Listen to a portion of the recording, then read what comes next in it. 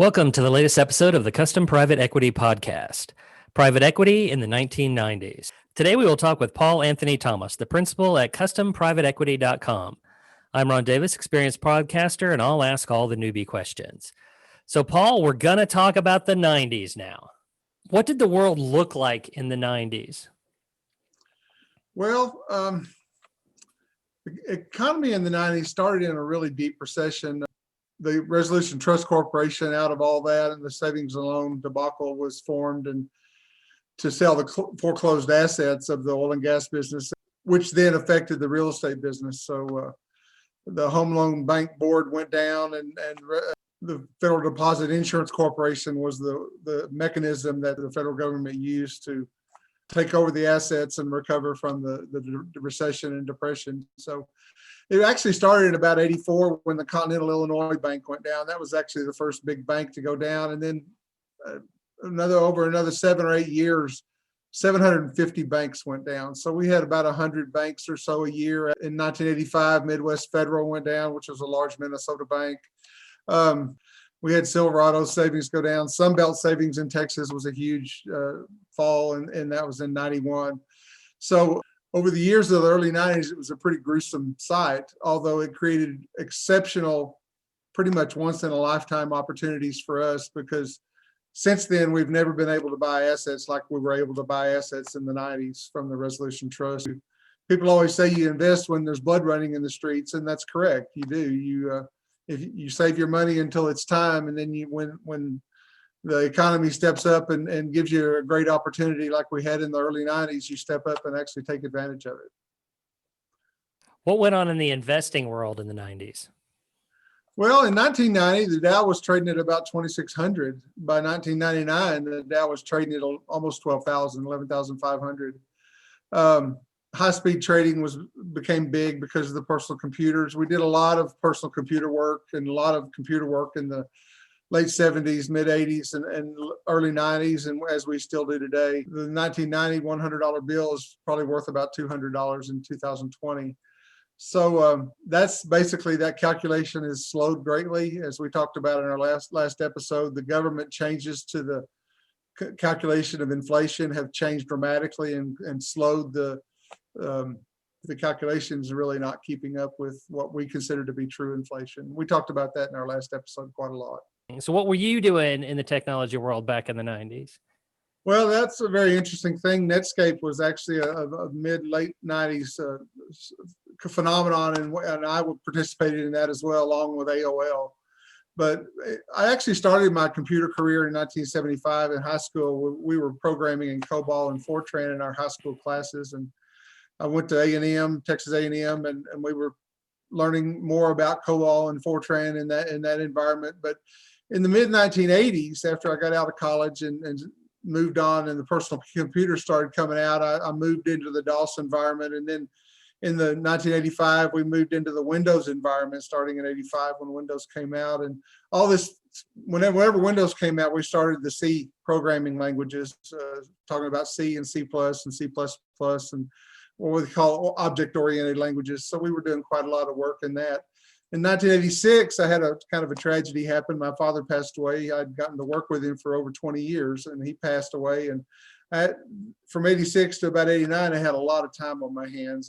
We were in the kind of a reorganization mode. And so I spent basically literally thousands of hours learning about computers and learning about software, computer PC softwares like Lotus 123 was the big spreadsheet of choice at that time. And it was a shame that Lotus didn't keep up with the times and that they let Microsoft take over that world. But Lotus was a great product. WordPerfect was big then, out of Orem, Utah. We actually made computer training videos. The general public was having a tremendous problem with learning how to use DOS because it was a typing. The commands were typed at a C prompt, and people just didn't want to sit down long enough to learn how to use it. So I made a series of videos. Ran a company called Sagebrush Productions out of Austin, and we made a video about how to program in DOS, figure out how to load up programs and what the different file extensions meant and files. And we also showed people how to do macros in Lotus in another video, and we did a DBase video, some basic programming in the DBase product, and we also did one for WordPerfect. And then we sold thousands of copies of those videos to libraries all over the US. Late in the 80s and early 90s, PCs began to be networked. So during that time, one of the premier networking softwares was Novell Networks. And so in 91, I became a Novell network engineer. So then we studied big data management towards the end of the decade, mid part of the end of the decade, and began managing big data 97, 98, 99. And I spent a year during the decade in night class learning how to be a certified Microsoft systems engineer, and became certified to run Microsoft networks at that period, in that point in time. And were you doing other things? What were you doing in real estate back then? Well, during the Resolution Trust Corporation times, we did a tremendous amount in real estate. We bid on city blocks of homes in Houston. Bank of America had foreclosed on about 5,000 residential homes in Houston, and they had entire city blocks for sale. You could go in and bid on anywhere from 5 homes at a time to 1,000 homes at a time. And we put together several thousand home bids. We were going to buy these houses and flip them. We were working in the Austin area to develop mobile home parks. We could buy any piece of property we wanted in the Austin market for less than $5 a foot.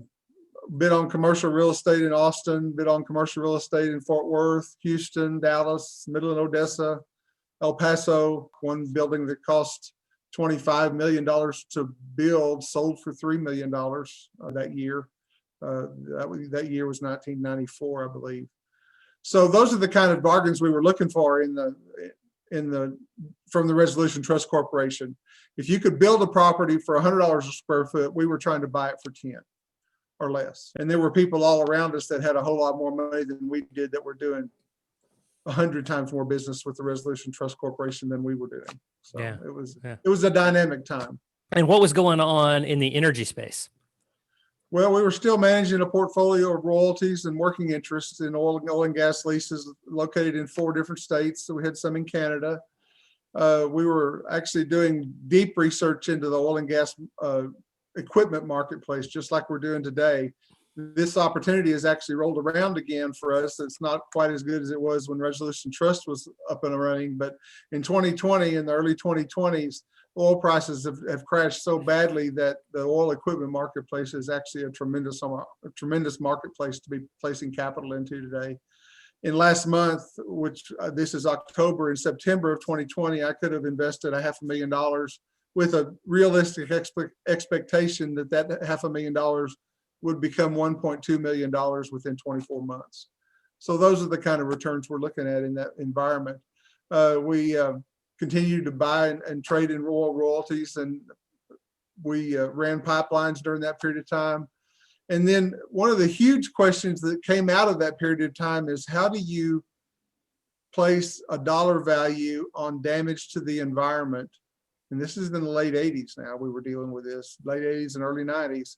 How do you place a dollar value on the damage to the environment done by business deals, done by oil and gas, done by real estate development, done by foundries, done by auto paint dealerships, any type of business that you want to mention that had environmental impacts? So how do you put the value of environmental damage into a t-shirt that you just bought? How do you do that? I mean, that's a tremendous problem. And in 2020, it remains a tremendous problem. So we started working on that problem back in the late 80s. And during that period of time, I needed to study how the environmental rules were made and how they were enforced. And I did quite a lot of that. I also became an expert in emergency response and cleanup of natural gas pipelines. Any kind of pipeline spill that had hydrocarbons associated with it that the EPA had anything to do with, or the state of Texas or state of Louisiana, Oklahoma, Arkansas, New Mexico, 5-state region, I had something to do with dealing with that and helping to clean those up. So. And what was private equity like? Well, private equity it's all driven by money. And the Resolution Trust Corporation, there are a lot of people believe that the formation of the Resolution Trust Corporation was actually the birth of what they call the modern private equity world, because Wall Street, the guys on Wall Street that were managing private pools of money made so much money during the Resolution Trust days that they had to go and start deploying that capital into other funds to do leverage buyouts and management buyouts. And it kind of solidified the entire private equity world. And the economic theories behind venture capital, and which is part of private equity, and the leverage buyout, management buyout, company buyout world, those two theories are dramatically different. And we'll talk about that a little bit later. What were some of we've talked about this through all the decades, the LBOs. What were some of the more notable ones in the 1990s? It was very funny. Late in the 1980s, Drexel went down. Drexel Burnham Lambert went bankrupt, and Rudy Giuliani, who's with the president today, was the U.S. attorney in New York, and he started an investigation of Michael Milken, who was the junk bond specialist at Drexel, and Ivan Boesky, who was one of his counterparts, and the manager of Drexel was a guy named Dennis Levine at that point in time. And they were all charged with insider trading, and finally they got them starting to settle by trying to charge them with racketeering charges. So if they'd have charged them with racketeering, they'd have gone to jail for 20 years and there would have been no question about it. So, but actually when Dennis Levine and those guys got indicted for insider trading, the leveraged buyout market basically ceased at that point in time. So it ceased for about 15 years, 10 to 15 years, and then it came back in the mid 20 teens. And it's kind of a thriving marketplace today in the 2020s. In 1992, during the early 90s, a guy named Thomas Lee, who we talked about earlier, had a private equity fund, and he bought Snapple for several $1 billion. It was actually considered to be the first legitimate deal after the Drexel downfall. A man named Jimmy Lee was the president of the Chemical Bank, and they started syndicating portfolios, which is the early predecessor to the decline of the real estate markets in 2008. So in the mid 90s, they started the steamroller effect of syndicating loans of mortgages and other types of loans, which actually culminated in the crash in 2008. So that's kind of how this works. We call it slow money because that's how slow it works. The private equity platform is going to be profitable over a 10-year period of time. It's not going to be profitable in year one because you have to make the investment and you have what they call a J curve where you put the money out, and then over the next 9 years you wait for it to come back to you and make the profits and the internal rates of return that you're seeking. So we call it slow money compared to the stock market. Some of the significant buyouts in the 90s were Domino's Pizza, was bought out, Sealy, a big mattress company, Petco, a clothing company called J. Crew, that was a multi-billion-dollar deal. Huge platforms and huge buyouts were going on later on in the 90s. So, right, this is the time I remember, and the whole venture capital thing going on, and people doing startups. For me in the tech world, that was the big deal. What were some notable venture-backed deals in the 90s? Amazon was launched, America Online, eBay, Intuit. Other venture-backed firms were called like Yahoo and Netscape, Sun Microsystems. Those were big deals. Telecom became a great story in the mid-90s. The telecom corridor in Dallas, the North Texas Tollway out of downtown Dallas was built during that period of time and became the telecom corridor in North Texas. That's a great way to create generational wealth, is to get out in front of a big major highway that's going in. We're doing that in Houston right now on Highway 288 that was just completed about 9 years ago. And it's the fastest growing area of the Houston Metroplex now. But we had a lot of debacles in the telecom world because there was so much money to be made by the people moving into telecom. WorldCom went down, they forged their books. Global Crossing forged their books. They were a public company that went down. A company called Windstar, they went down. All these companies that were forging their books led up to the crash of the early 2000s, which was called the tech crash. The secondary market in private equity was started during the 90s, where a bank, an example, Bank One was one of the examples. They had invested a lot of money in private equity loans, and then they turned around when private equity started going down in the late 90s. They sold those loans to a group of investors in a secondary transaction for a discount. So these other people were investors. They thought more of the investments than Bank One did, so they actually sold out. Deutsche Bank did this. UBS did it as well. So that was kind of what happened to the venture world in that period of time. The tech crash of the early 2000s really hurt those ventures. And the venture mentality, like I was talking about earlier, is different than the private equity mentality. Venture mentality is you start 10 ventures, you count on 7 of those ventures going bankrupt. That's just kind of the way it works. You count on 2 of those ventures actually breaking even on your investment. And then you're going to find 1 out of the 10 that's going to triple or quadruple your money over a 10-year period. It's totally different than the private equity model, which is find a company that's throwing off really nice revenues and go buy that company. That's the private equity model. So that's the model we kind of work in, although we do kind of a mixture of the venture private equity model. So we'll find a strategy in the marketplace today that's working real well and filling a niche, and then we'll go out and duplicate that strategy and fill more of that niche with it. So that's kind of how we do it. You mentioned it a little earlier that the environment had started becoming a big deal in the 80s and the 90s. What types of environmental activities were you working on at that time? Well, during the 80s, the Environmental Protection Agency was launched in 79. And so during the 80s, the Environmental Protection Agency and the environmental rules were actually being made and created and starting to be enforced. And how these environmental laws were made was kind of a quandary. People really didn't know how the EPA came up with, if it's bad for 1 person in a million, it's bad for the environment. That formula was actually made up by a group of guys sitting in an office in Washington, D.C., and they just said, if 1 person dies from this activity out of a million, then that's an issue for us.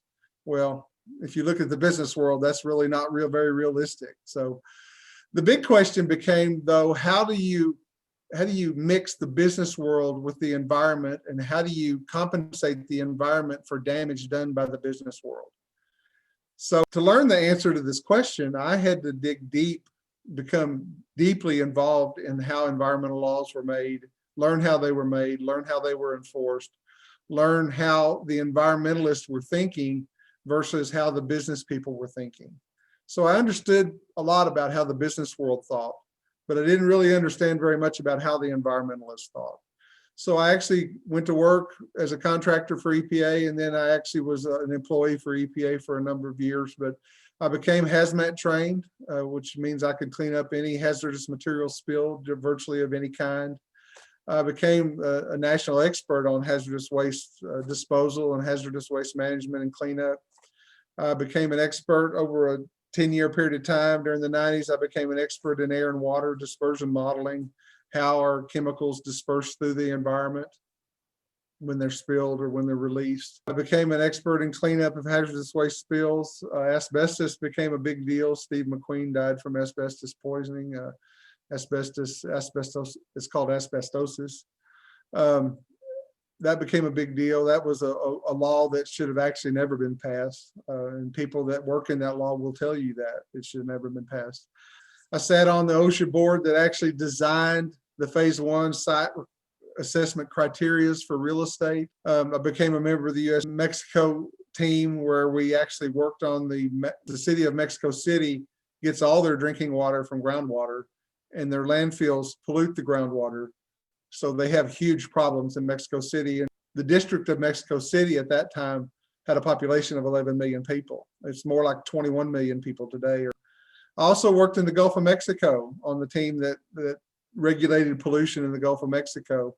Worked with the National Pesticide Program. That if you want to get into a program and a contamination program that'll scare you flat to death, study the pesticide program, because it is actually one of the worst of all. Pesticides are designed to kill, and they're indiscriminate about what they kill. And it's a very highly regulated program, but it's still a very dangerous environment.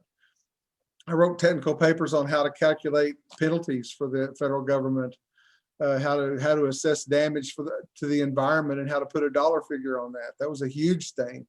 I became a pretty highly trained member of the QA/QC team, which is quality control and quality assessment for national chemical laboratories. I was OSHA 600 certified, where I could go out and inspect any type of manufacturing process and do inspection on those. During the later 5 years of the decade, I was responsible for landfilling and recycling actually worked on putting together a waste management platform for the city of New Orleans. The way the city of New Orleans was actually hauling their waste 200 miles per day into Mississippi to dispose of it. So I helped try to design a system. Instead of sending 200 trucks a day to Mississippi to dispose of waste in a landfill, we were only going to send 10 trucks a day at a savings of about $50 million a month for the city of New Orleans. That was a huge deal at the time. As an investor, if you'd been a partner with us in the 90s, you would have owned a revenue interest in 10 solid waste management landfills. Huge business. The most profitable business in the environmental arena is landfilling and solid waste management. So that's an example of the types of platforms we were working on at that time. It sounds like that you were managing a lot of people and tasks during this time. How did you do it? Well, I was managing quite a few people at the time. I trained and studied the works of Edward Deming, which was called Total Quality Management. In that system, Edward Deming's the man who went to Japan after World War II and helped them rebuild their economy. He did it with total quality management. So I became certified to help manage 2,500 EPA employees in the regional office and another 7,500 contractors. And I taught them, I was one of the 10 people in the region that taught them how to use total quality management. And I also used that in my daily business. I also became a federal contracting officer, and next to my father's mentorship, working for the EPA and undergoing the training that they gave me was far and away some of the best training I could have ever had. What types of private equity were you dealing with in the late 90s? Well, during the late 80s, we spent a lot of time in New York City. And in New York City during the late 80s, there were city blocks in Harlem, basically, that were just burnt-out buildings. So we did a lot of work in Manhattan and Harlem. But from 1990 to 1993, the opportunities in Texas were so far superior to what they were in New York that we went back to Texas and left New York and started working on, I went to 20 oil and gas auctions over a 3-year period of just nothing but equipment. If you'd been a partner with us in the 1990s and that part of in 1992, 93, today you would own 20,000 barrels a day of oil and gas production. After Carolyn Hunt built the Crescent in Dallas in 1986, North Dallas and the central business district of Dallas actually boomed. So when I started working in the early 90s in Dallas, there were 500 living units in the central business district. In 1997, after I left working in Dallas, there were over 10,000 living units in the central business district of Dallas. That's the type of growth that we like to see. While I was living in Dallas, I did a lot of work along the M Streets, which is right on Central Expressway in Dallas. I did a lot of work in Uptown, which is where Carolyn Hunt built the Crescent Hotel. She bought that land for $7 a foot. Today, a lot of that land sells for $250 a foot. We did a lot of work in White Rock Lake, M Streets, an area called Greenville Avenue. I did a lot of work in West Dallas with the West Dallas Lead Cleanup Project. And I was standing in West Dallas saying, one of these days, this land's going to be worth a fortune. Right now, you can buy all of it you want for $1 a foot. But in 20 years, it's going to be worth $100 a foot. And today, in 2020, it does sell for somewhere north of $35 to $50 a foot and on its way to $125 a foot. So if you'd been a partner with our firm during that period of time, you would own 2 million square feet of retail space and probably 200 residential properties that went up in value from $10 to $15 a square foot up to $150. Today they sell for $250 a square foot.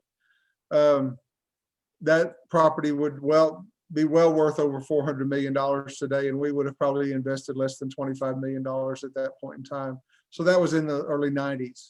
So from the early 90s at $25 million, we would expect a value today of over $400 million. That's tremendous growth, and those are the kind of growth opportunities we look for. Real estate foreclosures in Midland and Arlington and Waco and Round Rock, we bid on all those. We bid on foreclosed commercial real estate in Austin, where you could buy a property for $5 a foot. We could have bought all we wanted for $5 a foot. If you'd been a partner with us in 1995, today you would own 500,000 square feet of retail office space and over 2,000 apartments in the Austin Metroplex with a value today easily of $100 million.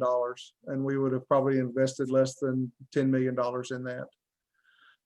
During that period of time, we did a lot of study in the road building business and the aggregate mining business. So if you'd been a partner with us in the 90s, we would have actually bought 10 aggregate mines that we actually did research on and got to the point of purchasing.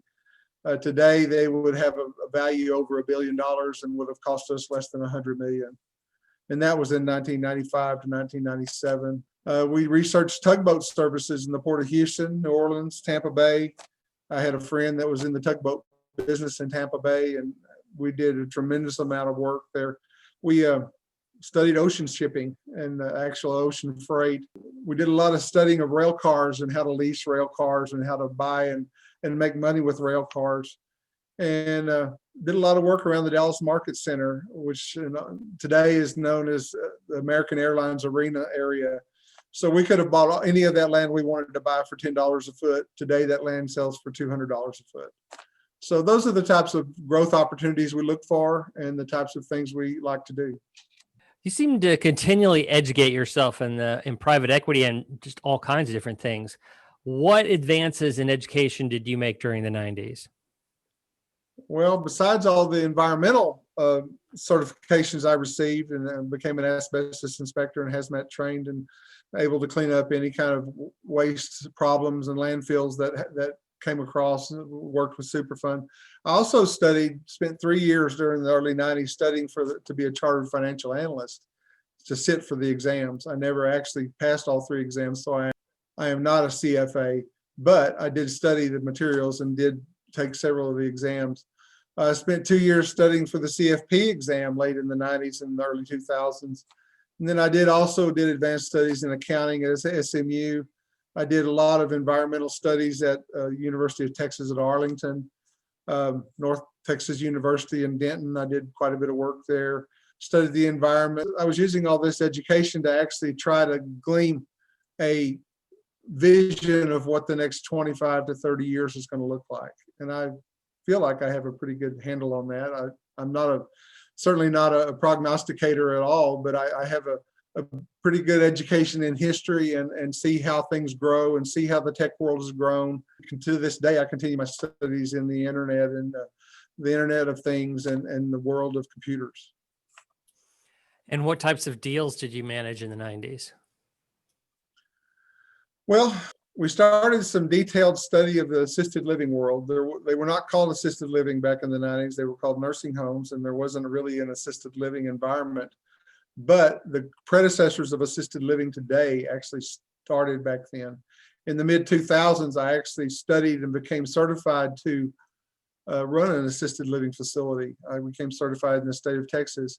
After the U.S. government made such a terrible presentation at Hurricane Andrew in 1992 at Homestead, Florida, I put together a program, a business plan and a program where we could actually respond to any type of natural disaster in North America within 24 hours, which the federal government could never do, and any international disaster within 72 hours. So if you'd been a partner with us starting that business in the 90s, today you would own a share of $1 billion a year business. So that's a tremendous opportunities in the disaster management, disaster relief world. That world has gotten a whole lot better in the last 20 years, but it's still nowhere near where it needs to be. I did deep studies into environmental law, actually working with environmental lawyers for a number of years. Alternative energies, I was the chief technical officer between EPA and the Department of Energy while I was at EPA to study solar energy, study wind energy, study cogeneration, which is where you burn waste to generate energy, And we also did a lot of study of hydropower and geothermal energy. I was on the national task force for the Department of Energy and helping Mexico and the United States work through NAFTA. I actually wrote the solid waste portion of NAFTA. That was in 92 for Clinton. In the late 80s and early 90s, I was the lead scientist to establish a company called Cardinal Laboratories, which was an environmental laboratory covering, actually serving West Texas and New Mexico. We worked in the underground storage tank remediation business and spill containment and quality control of laboratories. During the late 90s, while I was still in Dallas, I put together a business plan to build a luxury hotel connected to the Dallas Convention Center. That was a tremendous opportunity for someone. And today the Omni Hotel sits at that site. That was a $300 million project. If you'd been a partner of ours in the 90s, you would actually be an owner in that platform.